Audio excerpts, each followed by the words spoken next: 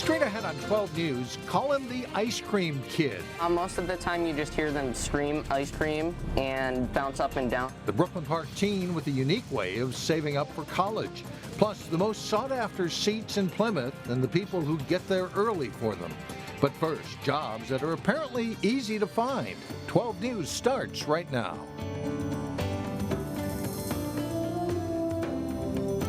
Hello, everyone, and thanks for joining us. I'm Mike Johnson. And I'm Alexandra Renslow. The new Brooklyn Park Hy-Vee doesn't open for another month, but the grocery store still needs to hire about 175 more employees. In an effort to find those employees, Hy-Vee is holding a two-day hiring event at North Hennepin Community College this week. Some of the positions the store needs include kitchen staff, restaurant workers, bartenders, chefs, bakers, and cake decorators. In total, the store will have 750 employees once it opens in late July. Experience is great, but honestly, we're looking for a helpful smile, somebody that just wants to enjoy their job and enjoy time with the customers. So, I mean, if it's a position that we can train you for, we'd love to train you. We'd love to get you on our team. Hy-Vee will be at North Hennepin again on Thursday from 10 to 6. Full and part-time positions with benefit packages are available. Well, just before the 4th of July weekend, tragedy has already struck the Northwest Metro with local people who have died while traveling or enjoying the lake. In northern Minnesota, a Brooklyn Park man drowned while boating. 58-year-old Michael Olenek was found Tuesday morning in a lake in Itasca County. Authorities continue to investigate what led up to the incident. And in central Minnesota, a Robbinsdale man was killed in a single vehicle rollover crash. 27-year-old Terrence Peterson died Monday evening on Highway 64 near Motley. The State Patrol says there's evidence Peterson had been drinking. His passenger, 23-year-old Rayvon Whitfield of Robbinsdale, is expected to survive his injuries. A young woman killed in a shooting in North Minneapolis was a recent Cooper High School grad. 19-year-old Cochet Brown of Brooklyn Park was riding in a car when numerous shots were fired at the vehicle. The Star Tribune reports that Brown was a mother of a baby girl. A motive in the shooting is unknown, and as we went to air, no arrests have been made. 130 workers are moving to Golden Valley as CenterPoint Energy is consolidating 3 offices around the metro. They're in a brand new 64,000 square foot building that will earn recognition for its environmental focus. CenterPoint says having things like water efficient plumbing and a layout that makes the most of outdoor lighting is good for the bottom line and a way for the utility to set an example. We not only tell everybody else you should, conserve and be more efficient, install more efficient furnaces. We do that ourselves. And even though a lot of the, the efficiencies are electric, we're not the power company here in Minnesota, but it's still these, all these costs, come back to our customers, and we're trying to run our company as efficiently as we can. The city officials helped cut the ribbon today. The mayor says the new building is in an area that was difficult to redevelop. Another big crowd is gathering in Plymouth for the 44th annual Music in Plymouth Wednesday evening, headlined, of course, by the Minnesota Orchestra. An estimated 13,000 to 14,000 people are expected to gather at the Hildy Performance Center, and one of them is our very own Delane Cleveland. He joins us live from Plymouth with more on the big event. Hi, Delane. Yeah, Mike and Alex, the entertainment doesn't begin for about another 90 minutes or so, but already people are starting to trickle in to essentially get an early start on their 4th of July activities. Now, there are a number of performances ahead, and best of all, they're free of charge. It's because of the work of many, many people here, both with the Plymouth Civic League, the volunteer board of directors that puts this together, and then the many, many people, individuals and businesses around the city that support the event. So it's a tremendous community building, truly, in the best sense of the word. The grounds are filled with hundreds of blankets laid down by people who got here in the wee hours of the morning to stake their claim and get a good seat for the show. The festivities begin at about 5:30. Performances include the Jack Brass Band and Dan Newton's Cafe Accordion Orchestra. But the centerpiece of tonight's event is a performance by the Minnesota Orchestra at 8:30 this evening. If you didn't get here early to mark your spot, event organizers say not to worry, come out anyway. If you're watching this at home, please hop in the car, bring a picnic blanket, and come down and join us. There are lots of refreshments you can choose from here. You don't need to pack an elaborate picnic. The more the merrier. And you know, the site does start to look a little bit staked out here. But there's plenty of space. It's an enormous area, big park, lots of spaces, and people, as I said, you know, people get close together, and it's very comfortable. And of course, the event finishes up tonight with a massive fireworks display that should begin at about 10:15 or so. They say it'll run about 20-25 minutes. So definitely a fun time for the whole family. Reporting live from a blanket-covered lawn here in Plymouth, Delane Cleveland, 12 News. All right, beautiful night for it out there in Plymouth. It'll be good. A Brooklyn Park teen is doing something unique to help others. 14-year-old Dwayne Helms Boyd is paying it forward and spreading joy at the same time. Reporter Sonia Goins has his story. Sunny skies and warm temps provide the perfect backdrop for playtime in Central Park. But everything stops when kids hear the magical sound of this. The ice cream truck. Hello. How are you? Good, how are you? Good. The owner of the Blue Moon ice cream truck knows a thing or two about being a kid and loving ice cream. Most of the time you just hear them scream ice cream. It's at a park, and we're here. Dwayne Helms Boyd started his ice cream business last year to help save for college. I wanted to do something for the community, and I wanted to do something fun. So I thought, who doesn't like ice cream? His parents put up the money for the truck. It wasn't for them, this wouldn't have happened. At 14, Dwayne is too young to drive, so his parents take the wheel, making stops mostly in Brooklyn Park and Brooklyn Center. Can we get the bubble gum, blue raspberry, banana cherry? Sure. The go-getter team not only gets a kick out of dishing out delicious treats, Sure. but he uses his cold, hard cash to help charity. This year we picked Make-A-Wish because they help kids, and I wanted to do that. 100% of proceeds from the sale of Johnny Pops will go towards the Make-A-Wish Foundation. What Dwayne does for the kid, you know, for the different charities that he gives back to. He's just an awesome kid. I got Sweetie Gumba. Dwayne says he and his family get a treat too. Seeing the kids bounce up and down is mainly the thing that puts a smile on all our faces. In Brooklyn Park, Sonia Goins, 12 News. Who doesn't like that in the summer? Dwayne's ice cream prices are also reasonable, around $1 or $2, and the teen says he wants families to be able to afford the treats. We'll have some information on where you can find the truck. You can just go to our website, 12.tv. Well, coming up, summer movie options that won't cost you a penny. And then a little bit later in sports, local girls basketball coaches react to the loss of groundbreaking college coach Pat Summitt. But first, our string of comfortable weather continues with dew points typical of mid-September.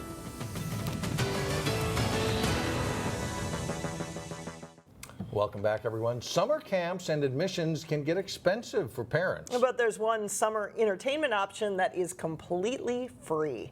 In today's Money Savers, reporter Shannon Slatton wraps up ways you can see free movies this summer. Beating summer boredom by taking a trip to the movies doesn't have to be a summer splurge. He needs to get out and do some things. Instead, it can be a deal awesome that is nothing short of awesome.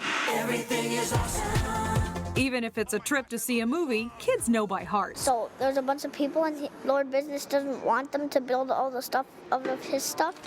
The Lego Movie is showing on Wednesday and Thursday morning at Willow Creek Theater in Plymouth. It's one of many movies you can watch this summer for free. It's a low-stress way. If you want to bring a kid who's never been to a movie before for the first time to see how it goes, you know, it's no big deal. If it doesn't work out, you didn't buy the tickets. The free movie offered at all Muller family theaters like this one will be a kids movie. It changes weekly, and you'll want to get there early to get the best seat, especially on rainy days or super hot days when attendance is usually high. If you come to a theater, yeah, get here early. You never know how exciting or how excited people will be. Gianna Kordatsky with Family Fun Twin Cities rounded up free movie options this summer. There are a lot of movie options this summer, including movies in the park, offered in several cities on Thursdays or Fridays. If you just want to enjoy your kids without all the work of making a memory, it's really fun to just kind of make it a tradition to do some summer movies. And since you don't have to buy a ticket, this is an opportunity where you don't have to feel guilty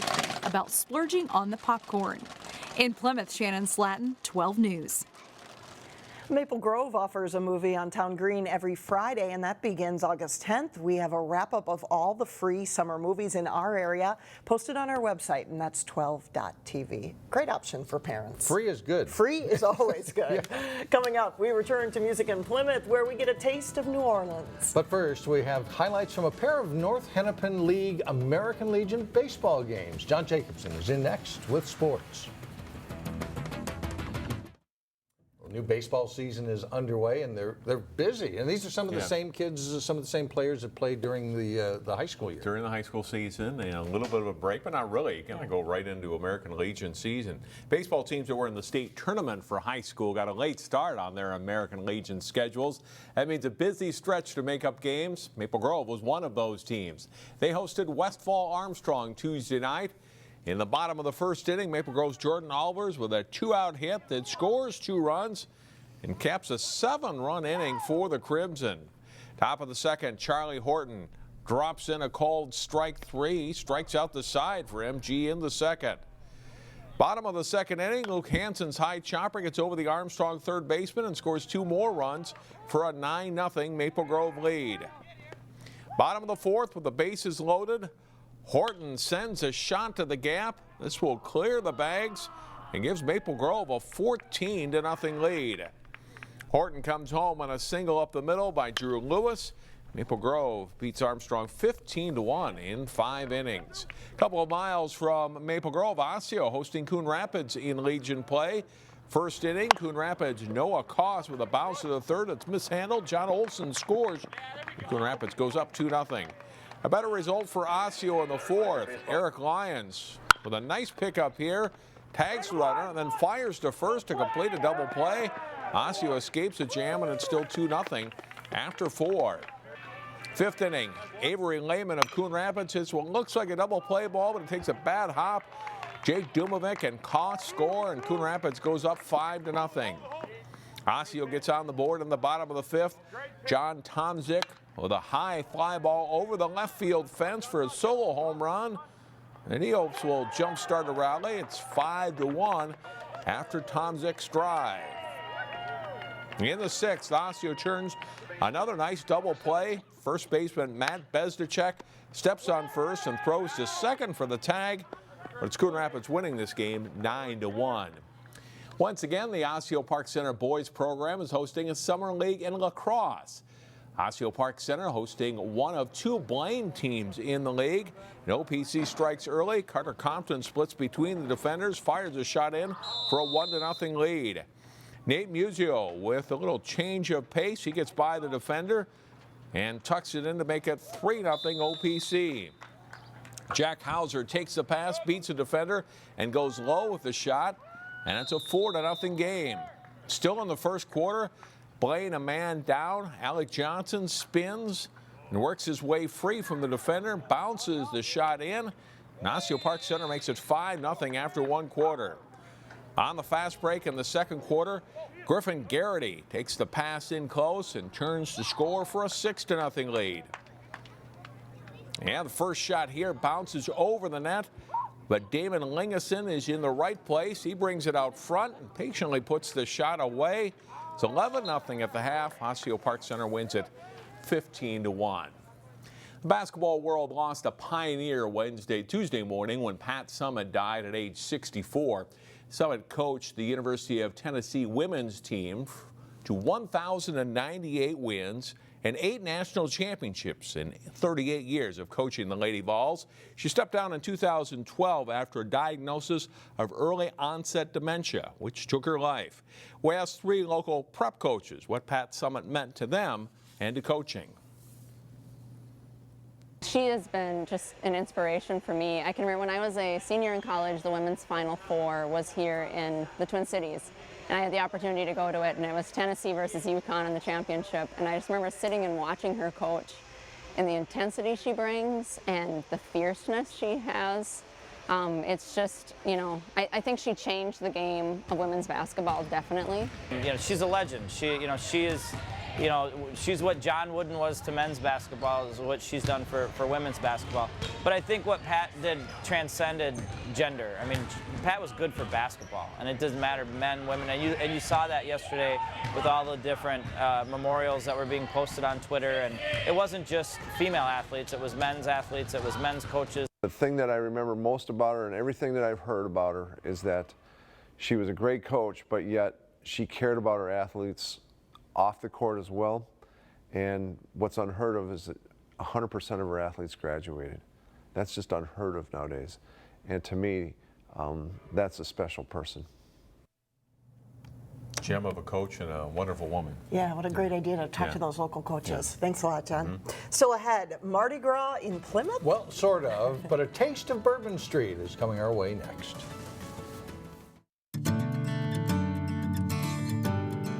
Well, it's time to grab your cameras and capture the moments. Entries are now being accepted for Maple Grove's Moments photo contest. There are several categories to choose from with cash prizes for the winners. Entries are accepted through July 20th, and you can find more details on Maple Grove's website. Well, before the Minnesota Orchestra tunes up for music in Plymouth tonight, the crowd will get a taste of Mardi Gras. The Jack Brass Band has been around for 17 years and loves to get people dancing to the sounds of New Orleans. We caught up with the leader of the band this week.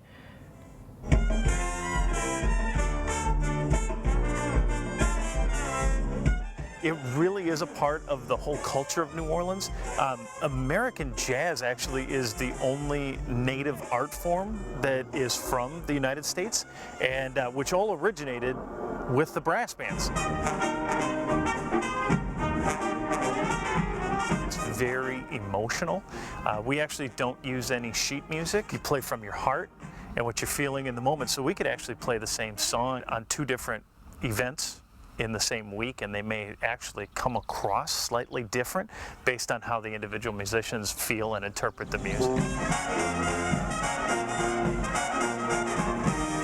What we really want to see is people smiling, potentially getting up out of a lawn chair or off of a blanket, doing a little dancing, clapping, and just having a good time.